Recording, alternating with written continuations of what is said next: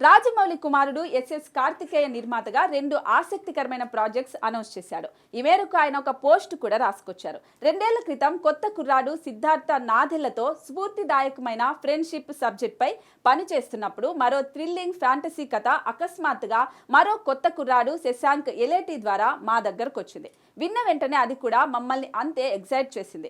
ఇలా 2 కథలు మా దగ్గరకు వచ్చినప్పటికీ ఈ 2 స్క్రిప్ట్ల కోసం ఇద్దరు ఒకే నటుడి వద్దకు వెళ్తారని మేము ఎప్పుడూ అనుకోలేదు. అలాగే మొదటి నిరేషన్లోనే అంగీకరిస్తాడని కూడా ఎప్పుడూ అనుకోలేదు.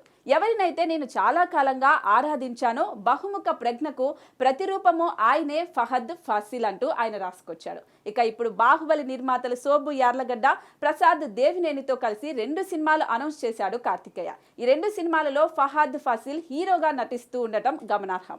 సిద్ధార్థ్ నాదెళ్లతో ఫహద్ ఫాసిల్ ఆక్సిజన్ అనే సినిమా చేయనున్నాడు.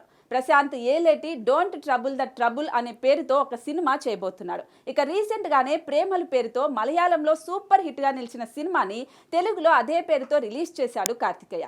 ఆ సినిమా తెలుగులో కూడా భారీ హిట్ గా నిలిచి మంచి వసూళ్లు రాబడుతోంది. ఇప్పుడు అదే మలయాళ సినీ పరిశ్రమకు చెందిన టాప్ హీరోతో రాజమౌళి సమర్పణలో ఆయన కొడుకు 2 సినిమాలు అనౌన్స్ చేయటం హాట్ టాపిక్ అవుతుంది.